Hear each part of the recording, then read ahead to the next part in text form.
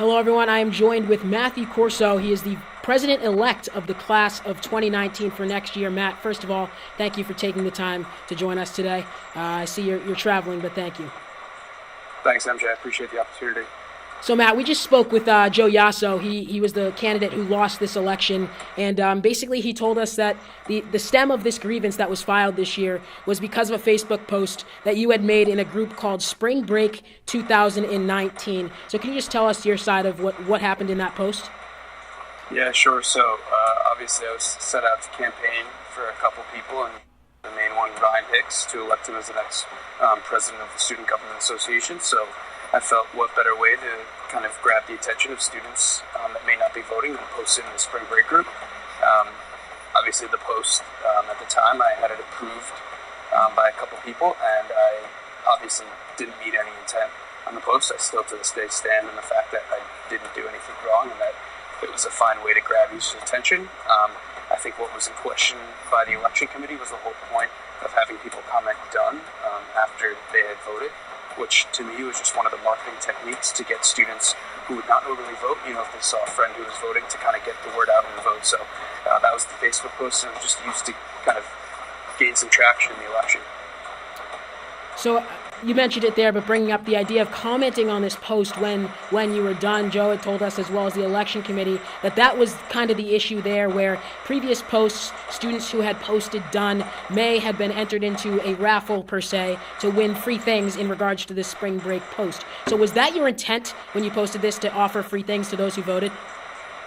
Not at all. So the first post, when students were actually booking their trip, they would comment on booked. That was to enter them into giveaways. This was just a comment done, just so their name would pop up. Say if one of my best friends had voted and I hadn't voted yet, it was just kind of a way for me to see that someone had voted, and I should probably follow suit and do the same thing, as everyone's voice should be heard at Quinnipiac, and I think it will be heard very well next year with Ryan as president of the student government.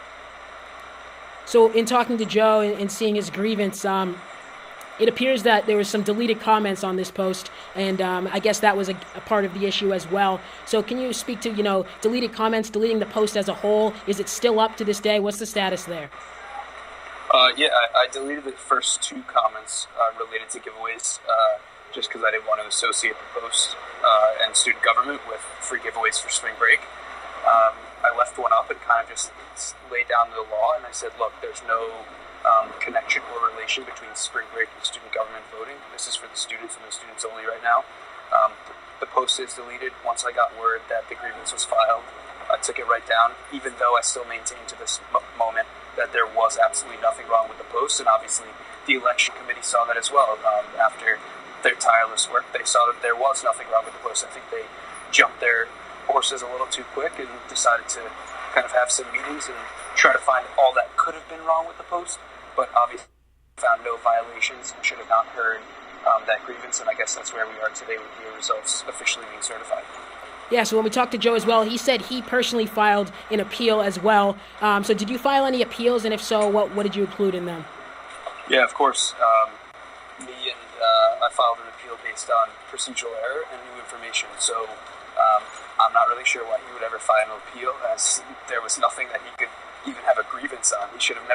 He could have filed a grievance, but the election committee should have never even heard it in the first place. My appeal was based on procedural error, meaning that the election committee, in our meeting that they had, stated that there were no violations and that we didn't break any rules, which was confusing and concerning, because how could we break no rules, yet we still heard the grievance and accepted it, and came up with their own ruling that there should be a revote without even getting to the bottom line of this or conducting an investigation. So to Joe's appeal and grievance, obviously we saw how far that got him right now. It didn't really do much, and our appeals, including my own, overturned the decision of a revote. So I think we did some really good work, and we had some help from some really intelligent people to get us to where we are right now. So is it safe to say your frustration, if you will, with this whole circumstance had to do with the committee itself and hearing appeals and not hearing appeals? Yeah, sure. I guess the way to summarize it is that the election committee has a lot of power on this campus. I think they're one of the most powerful groups on Quinnipiac's campus.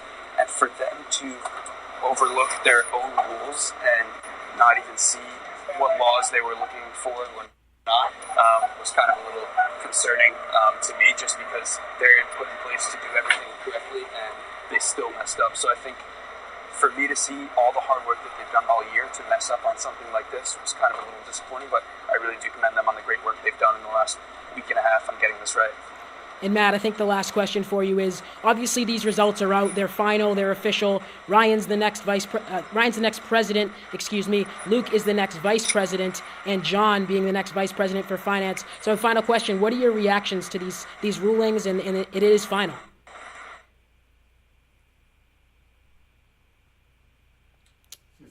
Also, I think they are the best candidates for the Matt, position, having worked. I think we lost you for a second. Can you just start over? I'll ask the question again. Sure. So with these results being final, these are the people who they are. Ryan's the next president. Luke is the next vice president, and John is the next vice president for finance. So what are your reaction to these official results?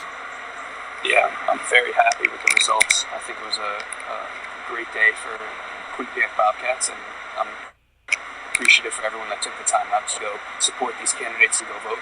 Having worked with Ryan this past year and years before as VP for Finance, he dealt with all the clubs and organizations' budgets, and he's done an amazing job. Luke's a great guy, and John Kill, I've said it before, but is one of the nicest kids I've ever met at Quinnipiac. So I can't wait for next year to see all that they accomplish. All right, Matt. Well, thank you so much for your time. We appreciate it. You telling us your side of the story as well. MJ, appreciate your time. Have a good one. All right, Matt. Have a good one. Thank you.